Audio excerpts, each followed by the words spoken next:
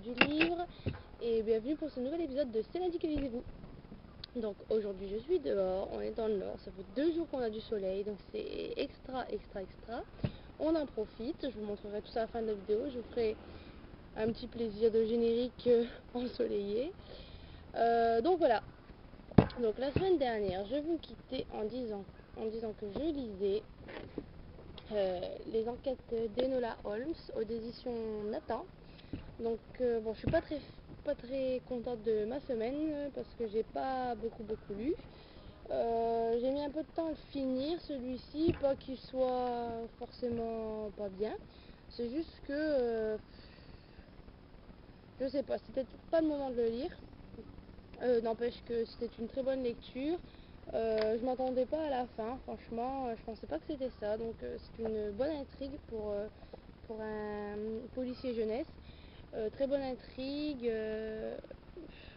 vraiment bien. Voilà, je pense que j'en dirai pas plus, je verrai dans ma chronique ce que je dirais.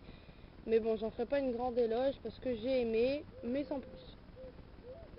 Ensuite, j'ai lu le tome 2 des Orphelins Baudelaire. Là aussi pareil, ça c'est lu très vite. Le laboratoire au serpent, donc on va dire que ça m'a un peu gâché la surprise parce que comme je vous l'ai dit, j'ai vu le film, donc il y a des choses qui me surprennent un peu, mais celui-ci ressemble beaucoup au film avec l'oncle Montgomery. La seule différence, c'est par exemple que là on apprend qu'il n'a pas de femme, pas d'enfant, alors que dans le livre sa femme et ses enfants sont morts dans un incendie. Mais sinon ça se ressemble assez avec Stefano et tout ça. Et dans l'ensemble c'est un peu le même que le livre, donc c'était pas une lecture découverte, mais toujours fan de l'humour de Lemony Snicket, toujours cette fraîcheur jeunesse, cet humour dégingandé que j'adore. Oui, franchement, un mini coup de cœur hein, sur ce second tome, même si j'ai préféré le premier. Donc voilà, donc c'est aux éditions Nathan aussi. Donc vous voyez, ça fait pas beaucoup. Sur la semaine dernière, ça fait à peu près 400 pages de lu. C'est vraiment très peu. Parce que j'ai pas eu une très bonne semaine, j'ai eu des mauvaises nouvelles et tout ça, du coup ça m'a pas trop plu.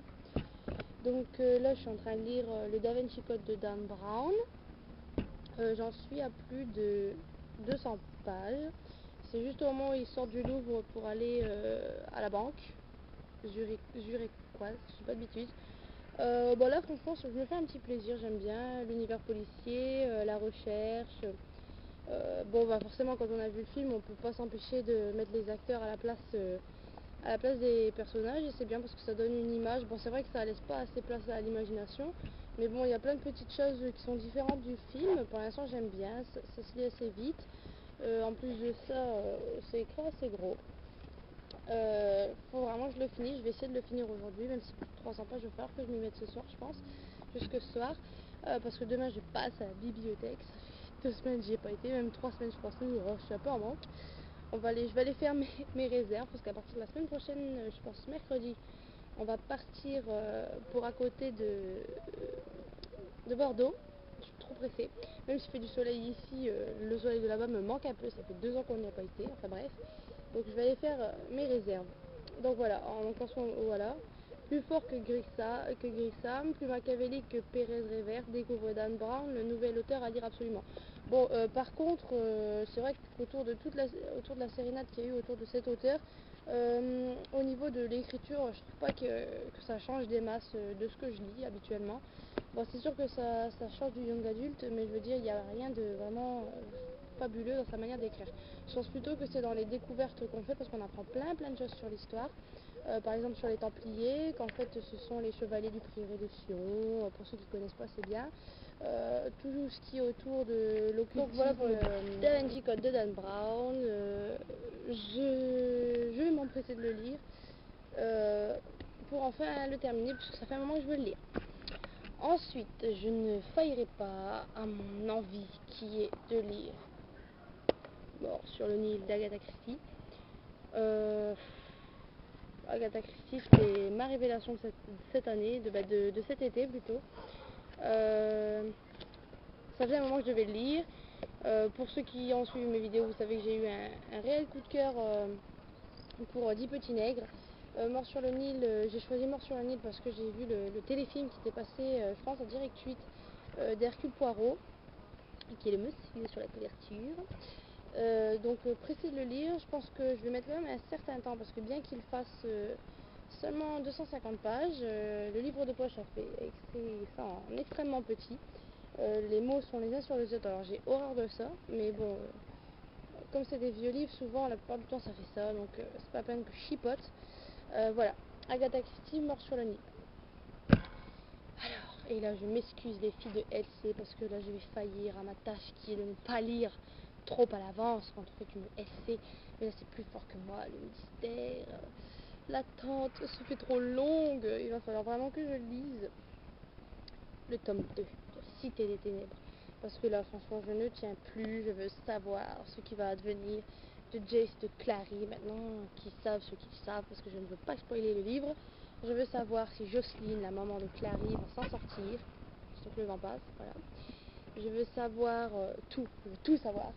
Et en plus là je vois que le monde obscur va être en émoi, parce qu'il va y avoir un assassinat de lycanthrope, c'est-à-dire de loup-garou.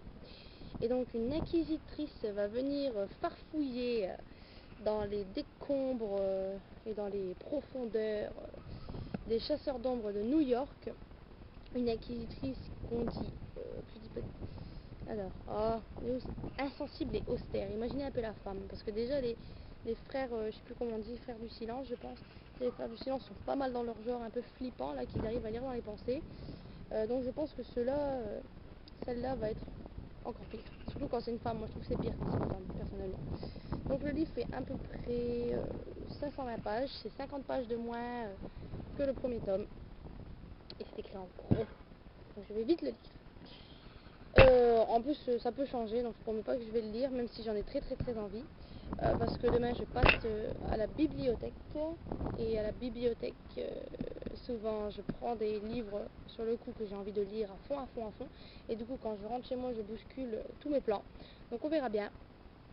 Je vais vous parler avant de vous quitter d'un concours que j'organise sur mon blog, donc je vais vous mettre le lien en bas, donc vous pourrez cliquer, c'est simple, il y a une question à répondre, vous pouvez gagner pas mal de lots, des livres, des marque-pages, tout ça. Pour l'instant on est une vingtaine de participants, donc j'espère qu'il y aura plus de monde parce que ça se termine à la fin de semaine. Donc voilà, le lien en bas. Et aussi que je voulais vous prévenir que je ne ferai pas non plus cette semaine de vidéo de My Wishlist, parce que je serai sur l'île avec des copines de Libre Addict pour une rencontre, une première rencontre, on verra bien après. On va aller boire un verre et puis passer dans la librairie, donc en espérant que ce soleil va tenir. Donc je vous fais plein de poutou. Je vous fais la chronique de My Wishlist un jour à l'avance. Et je vous souhaite une bonne semaine littéraire et plein de coups de cœur livresque. Bisous les amis. Tu gâches ta vie, pourquoi tu gâches ta vie, pourquoi tu gâches ta vie? Danse. Elle me dit, fais comme les autres garçons, va taper dans un ballon, tu deviendras populaire.